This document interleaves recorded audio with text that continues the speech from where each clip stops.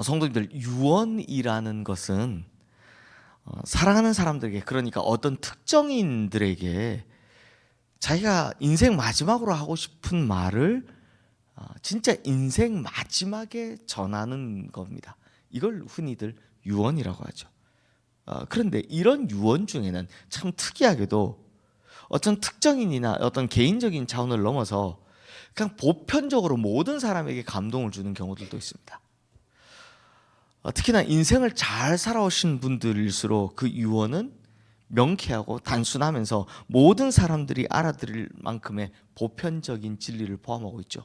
그래서 이런 사람들의 유언은 비록 그 자식에게 한 유언이지만 대대로 남아서 우리에게 전달되기도 합니다. 그런 의미에서 예수님께서 승천하며 남기신 마지막 말씀은 사도행전 1장 8절 말씀이죠. 오직 성령이 너희에게 임하시면 너희가 권능을 받고 예루살렘과 온 유대와 사마리아와 땅끝까지 이르러 내 증인이 되라 하시니라. 예수님의 이 말씀, 사실 예수님은 돌아가시다 부활하셨지만 이게 승천하시기 전 마지막 말씀이니까요. 이 말씀은 사실은 당시에 들었던 제자들에게 하셨던 말씀입니다. 그런데 제자들뿐만 아니라 모든 그리스도인들이 마음에 담아두고 이렇게 살아야 한다라고 결단할 만큼 참으로 힘있게 사명을 불러일으키는 말씀이 되었습니다. 즉 모든 그리스도인들에게 보편적으로 주시는 주님의 마지막 부탁이자 명령이 된 거죠. 그리고 우리는 오늘 이 전도서를 통해서 솔로몬의 유언 같은 말씀을 이제 대하게 됩니다. 솔로몬이 이제 젊어서는 아가서를, 또 중년에는 잠언을, 또 말년에 이르러선 전도서를 기록했다라고 하죠. 물론 이 전도서의 편집 시기에 대해서는 사실은 포로기 이후로 보는 것이 맞습니다. 그런데 적어도 솔로몬이라는 지혜자가 인생 말년에 깨달았던 진리를 많은 사람들에게 전하는 형식을 가졌다라는 것만큼은 이 전도서가 확실한 겁니다. 그러다 보니 이것이 당시 사람들뿐만 아니라 오늘날 우리에게도 큰 교훈이 되고 많은 울림을 주는 정말 진리의 말씀이 되는 거죠. 그런 의미에서 오늘 우리가 보는 이 전도서 12장 말씀은 전도서 중에서도 마지막 말씀, 곧 이 솔로몬의 유언 같은 말씀이 기록되어 있는 겁니다. 자, 그러면 먼저 1절 2절 말씀 함께 읽어보겠습니다. 너는 청년의 때 너의 창조주를 기억하라. 곧 곤고한 날이 이르기 전에, 나는 아무나기 없다고 할 해들이 가깝기 전에, 해와 빛과 달과 별들이 어둡기 전에, 비 뒤에 구름이 다시 일어나기 전에 그리하라. 자, 이 말씀의 핵심은 청년의 때 너의 창조주를 기억하라 라는 말씀입니다. 자, 그렇다면 성도님들, 여기서 말하는 청년의 때는 언제일까요? 자, 단순히 20대, 30대, 10대, 20대를 이야기하는 걸까요? 이걸요, 해석할 때 두 가지로 해석을 합니다. 사실 진짜 청년들에게 설교할 때는 이 청년의 때를 청년들에게로 맞춰놓고요, 또 한 가지는 다른 것으로 맞춰놓죠. 사실 정확히는 솔로몬이 말하는 청년의 때는요, 단지 육체적으로 건강한 사람을 말하는 건 아닙니다. 정확히는 이걸 하나님의 관점에서 거꾸로 보면 호흡 있는 모든 사람을 다 말하는 겁니다. 즉 호흡 있는 모든 사람이 하나님 보시기에 청년이라고 규정하는 것이 그렇게 맞다고 보는 겁니다. 그러니까 우리 모두가 다 포함이 되는 거죠. 그러므로 우리는 누구나 호흡이 끊어지는 그날까지 누구를 기억해야 한다는 겁니까? 나를 만드신 창조주 하나님을 기억해야 한다라고 말씀하는 겁니다. 아시다시피 솔로몬의 인생은 하나님을 기억하지 못하는 인생으로 끝날 뻔했습니다. 그러다 자신의 죽음을 눈앞에 두고서 하나님이 어떤 분이시다라는 걸 깨닫고 이 진정한 지혜자로서의 삶을 이제 살아가기 시작하는 거죠. 분명 솔로몬은 어린 시절에 하나님으로부터 아주 특별한 지혜를 선물 받았습니다. 덕분에 세상 그 어떤 사람보다 지혜로운 사람이 된 건 맞죠. 하지만 그렇게 얻은 지혜로 뭘 했습니까? 전반기 20년은 건축한다고 다 허비했고, 후반기 20년은 우상 숭배한다 다 허비했습니다. 그리고 하나님께 받은 그 지혜로 은과 금과 보물을 모으면서 그냥 인생의 모든 낙을 누리고 싶은 대로 누리는 여기에다만 신경을 썼습니다. 하지만 죽음이 가까우자 덜컥 겁이 나는 겁니다. 왕이나 평민이나 지혜자나 우매자나 죽음은 피할 수 없으며 죽고 나면 누구나 다 하나님 앞에 가야 하는데 자기를 돌아보니까 자기의 이전 40년이 잘 된 겁니까? 못 된 겁니까? 왕이 된 후로 40년이 잘 됐습니까? 못 됐습니까? 야, 이대로 올라가다간 큰일 났다 싶은 겁니다. 지금까지 잘못 살았다 싶은 겁니다. 그래서 하나님 앞에 설 생각을 하니 이제는 진짜 무서운 겁니다. 그러니 그의 젊은 시절을 반성함과 동시에 모든 사람은 호흡이 붙어 있을 때 창조주 하나님을 기억하라 라고 권면하고 있다는 거죠. 자, 그렇다면 성도님들, 이번에는 이 청년의 때를 보통 우리가 받아들이는 청년의 때로, 그러니까 나처럼 이 죽기 전에 하나님을 기억하지 말고 아예 젊은 날 청년의 때 하나님을 기억하라 라고 하는 이 청년의 때를 우리가 흔히 말하는 젊은 때로 해석한다면, 그러면 그 젊은 때 창조주를 기억한다면 그건 또 얻는 유익이 뭐겠습니까? 자, 아무래도 성도님들, 조금이라도 젊을 때 하나님을 기억하면 하나님의 사역을, 일을, 맡겨주신 일을 열심히 할 기회가 많다라는 장점이 생깁니다. 단순히 저희 같은 이 목회자들만 봐도, 목회자들은요, 부르심은 모두에게나 다 똑같지만 부르심을 받아 목사가 되는 나이는 진짜 천차만별입니다.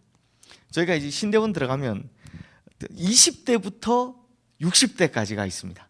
쫙 이렇게 있습니다. 그러면 아무래도 이른 나이에 목회를 시작한 사람들이 어떻게 됩니까? 나이 들어서 늦게 한 분보다는 하나님의 일을 할 기회가 많은 건 사실이죠. 좀 더 훈련 받을 수 있고 좀 더 많이 오랫동안 할 수 있는 건 사실입니다. 그러니 젊을 때 하나님을 기억하면 하나님께서 우리에게 주신 달란트나 또는 건강이나 시간이라는 무기가 아직은 많기 때문에 그걸 가지고 얼마든지 하나님께서 원하시는 일들을 할 수 있다는 겁니다. 이걸 보면 솔로몬이 좀 후회하는 거죠. 본인이 40에 왕이 되고 40년 왕을 했는데 내가 조금이라도 젊을 때 하나님을 기억했더라며 이라는 이 후회가 담겨 있다는 겁니다. 그런데 솔로몬은요, 사실은 이 범위를 단지 젊은 청춘뿐만 아니라 호흡이 있는 모든 사람으로 다 확장하고 있습니다. 그러니까 살아있는 모든 사람은 다 뭘 하라? 하나님을 기억하라 라는 겁니다. 그러니 성도님들, 아직 우리에게는 힘이 남아 있습니다. 아직 우리에게는 시간이 남아 있습니다. 그리고 하나님께서 우리에게 맡기신 일도 사명도 분명히 있습니다. 그러므로 이 사명이 있는 자는 절대 죽지 않는다 라는 말처럼 아직 힘이 있고 시간이 있을 때 그 사명 잘 완수하셔서 하나님 앞에 가셨을 때 진짜 칭찬받는 주님의 백성이 되어야 할 줄로 믿습니다. 그리고 성도님들, 이제 솔로몬은요, 이제 진짜 유언 같은 말을 남깁니다. 우리 13절 말씀 함께 읽겠습니다. 일의 결국을 다 들었으니 하나님을 경외하고 그의 명령들을 지킬지어다. 이것이 모든 사람의 본분이니라. 자, 그래서 처음에는 청년의 때로 시작했지만 뒤에는 뭐라 나옵니까? 모든 사람. 그러니까 이 청년의 때는 모든 사람을 말하는 거다라는 거죠. 모든 사람, 즉 왕이나 평민이나 지혜자나 우매자나 가진 자나 가지지 못한 자나 모든 사람은 다 하나님의 명령을 기억하고 하나님의 말씀을 지키라. 이게 솔로몬의 유언인 겁니다. 그런데요, 성도님들, 사실상 이 말씀은 솔로몬이 처음 한 말 같지만 솔로몬의 아버지가 누굽니까? 다윗이 세상 떠나면서 아들 솔로몬에게 한 유언과 거의 흡사합니다. 다윗의 유언이요, 열왕기상 2장 1절부터 3절 말씀에 기록되어 있는데요, 그 유언이 이렇습니다. 제가 화면에 떴지만 제가 읽어드릴게요. 다윗이 죽을 날이 임박하매 그의 아들 솔로몬에게 명령하여 이르되 내가 이제 세상 모든 사람이 가는 길로 가게 되었노니, 죽음을 앞뒀다는 거죠. 너는 힘써 대장부가 되고 내 하나님 여호와의 명령을 지켜 그 길로 행하며 그 법률과 계명과 율례와 증거를 모세의 율법에 기록된 대로 지키라. 그리하면 내가 무엇을 하든지 어디로 가든지 형통할지라. 아멘. 그러니까 솔로몬이 지금 뭐 한 겁니까? 자기가 죽음을 앞두고 이 죽음의 시간이 다가오자 그제야 아버지 다윗의 유언이 기억이 나는 겁니다. 이렇게 인생 말년에 이르러서야 그 아버지의 인생 말년에 해주셨던 그 말씀이 야 진짜 진리였구나, 참된 말씀이었구나 라는 걸 이제 깨닫게 됐다는 겁니다. 그러니 성도님들, 복잡한 인생, 수없이 많은 일들이 일어나는 인생, 그런 인생을 살았던 최고의 신앙인인 다윗, 그리고 최고의 지혜자인 솔로몬, 이 두 사람이 인생의 마지막에 공통적으로 내리는 결론이 바로 이것입니다. 뭡니까? 너는 하나님의 명령을 지키라. 하나님의 명령을 따라 행하는 것이 모든 사람의 본분이다.